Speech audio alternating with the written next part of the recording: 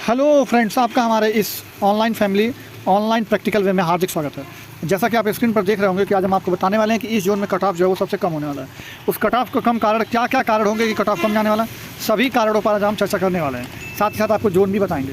तो अगर अभी तक आप लोगों ने अपना प्यार इस चैनल पर नहीं किया है तो उसको सब्सक्राइब करिए, अपनी उंगलियों को कष्ट दीजिए और लाल कलर का बटन दबा करके बेल आइकन दबा दीजिएगा। चलिए हम आगे वीडियो की शुरुआत करते हैं। देखिए, सबसे पहले आप जानिए कि जो कट ऑफ है वो किस किस पर निर्भर करता है। पहला बात कंपटीशन पर, क्या कंपटीशन रहा पर सीट का। दूसरा बात आपका प्रीवियस ईयर कट ऑफ क्या गया था। तीसरा बात देखें तो अटेंडेंस क्या रही थी। चौथा पेपर की डिफिकल्टी लेवल और भी बहुत सारे फैक्टर जैसे अटेंडेंस वगैरह, ये सब चीज़ें मैटर करती हैं। तो चलिए सबसे पहले हम आपको कंपटीशन ही दिखा देते हैं। कंपटीशन दिखाने के लिए एक पेज हम आपके लिए नीचे लाए हुए हैं, इस पेज को ध्यान से देखिएगा। इसमें अगर आप देखेंगे तो ऊपर से लेकर के नीचे तक आपको पर सीट कंपटीशन घटता हुआ नजर आएगा। मतलब देखिए, शुरुआत इलाहाबाद, मतलब सबसे ज़्यादा पर सीट कंपटीशन इलाहाबाद में है, फिर वहाँ से घटते सबसे कम पर seat competition western railway Mumbai में है। ये आप देखिए तो यहाँ पे आपको घटते हुए दिख रहा है। मतलब जो ये 1 नंबर से लेकर के 16 नंबर तक का जो जोन दिख रहा है आपको यहाँ पर, ये घटता हुआ है। मतलब ऊपर में कट ऑफ ज़्यादा जाएगी, फिर यहाँ पे थोड़ा सा कम, फिर थोड़ा सा कम, फिर थोड़ा सा कम, फिर थोड़ा सा कम, ऐसे होते होते नीचे वाले जोन्स में कट ऑफ जो है काफ़ी कम जाने वाली है। इसका रीज़न ये है कि एक सीट पर यहाँ पे देखिए 190 93 से ज़्यादा, 190 92 से ज़्यादा लोग हैं। उसके बाद 183 170 161 होते कम होते 92 रह गया है। यानी यहाँ पर अगर हम अटेंडेंस की बात करें तो ग्रुप डी में अभी तक का अटेंडेंस 40 से 50% तक रहा है।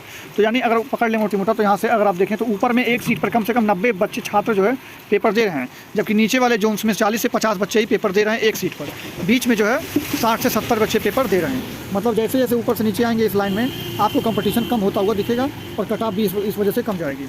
और आपको बता दूँ, और दूसरा तो मैंने कंपटीशन के बारे में आपको बता दिया, जोन भी मैंने आपको डिस्कस कर लिया। प्रीवियस ईयर कट ऑफ, देखिए प्रीवियस ईयर कट ऑफ जो है वो ज़्यादातर जोन में पिछली बार 70 के अप्रॉक्स बना था। अब ये 70 है, ये 70 कोई रॉ मार्क्स नहीं था, ये 70 नॉर्मलाइज मार्क्स है। नॉर्मलाइज कहने का मतलब अगर कोई 55 नंबर पाया था तो हो सकता है उसका बढ़ के 70 हो गया रहा हो, कोई 50 नंबर पाया था तो हो सकता है बढ़ के 70 हो गया रहा हो, या कोई 45 50 55 53 52 60 65 70 वाला भी हो सकता है 70 ही रहा हो। तो ये नॉर्मलाइज था, जैसा जिसका आसान या कठिन शिफ्ट आया होगा उस हिसाब से नॉर्मलाइज रहेगा। तो ये चीज़ जान लीजिए, नॉर्मलाइजेशन का इफेक्ट इसमें पड़ने वाला है। तो ये जो आपका प्रीवियस ईयर कट ऑफ था, लगभग आप मान के चलिए, हर जोन का तो मैं आपको अलग अलग नहीं बता सकता, लेकिन अगर आप एक अंदाज पकड़ें तो 70 नंबर था। इस बार का अटेंडेंस जो है वो काफ़ी कम रहा है पिछली बार की तुलना में। पिछली बार जो है वो करीब 60 से 70% अटेंडेंस थी, लेकिन इस बार जो है 40 से 50% ही अटेंडेंस रही है। बाकी पेपर की डिफिकल्टी लेवल तो ऑब्वियसली पिछली बार से पेपर का डिफिकल्टी लेवल जो है वो काफ़ी बढ़ा दिया गया है। पहले क्या होता था कि एक लाइन का क्वेश्चन, एक लाइन में आंसर, मतलब 1 लाइनर क्वेश्चन रहते थे जो डायरेक्ट पूछे जाते थे हर एग्जाम्स में, चाहे वो साइंस के हो, चाहे वो रीजनिंग के हो, चाहे मैथ्स के हो, चाहे कैसे भी हो। लेकिन इस बार क्या हो गया है कि रीजनिंग और साइंस के क्वेश्चंस को स्टेटमेंट में डाल दिया गया है और पजल बेस कर दिया गया है, जिससे आपको दिक्कत हो रहा है। और साइंस में तो क्वेश्चन फिगर या फोटो के आधार पर भी कर दिया गया, चित्र के आधार पर भी रख दिया गया, तो जिससे छात्रों को काफ़ी परेशानी हो रही है और टाइम भी ज़्यादा लग रहा है। तो पेपर का लेवल भी ऑब्वियसली बढ़ाया ही गया है।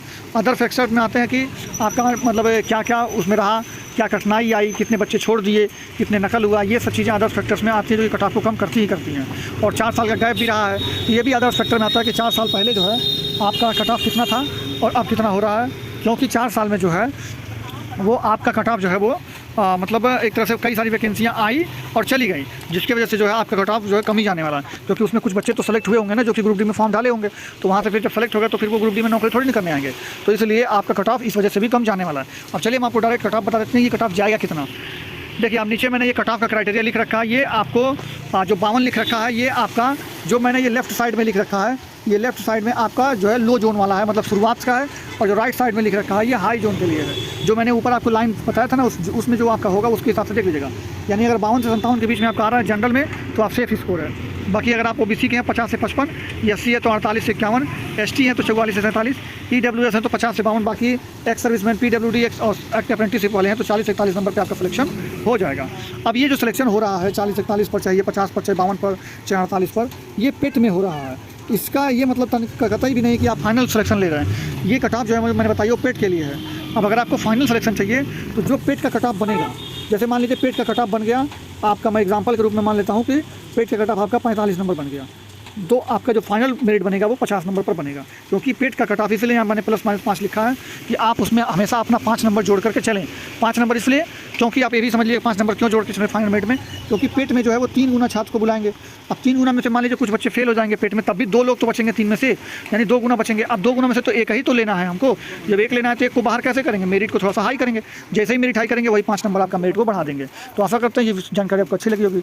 अच्छी लगी तो वीडियो को लाइक कर दीजिएगा और चैनल को सब्सक्राइब कर दीजिएगा, अपनी उंगली को कस दीजिए थोड़ा सा, और बगल में जो लाल वाला है सब्सक्राइब लिखा होगा उस पर दबा करके चैनल को सब्सक्राइब कर लीजिए और बेल आइकन को दबा दीजिएगा। चलिए मिलते हैं नेक्स्ट वीडियो, तब तक के लिए जय हिंद, जय भारत, धन्यवाद।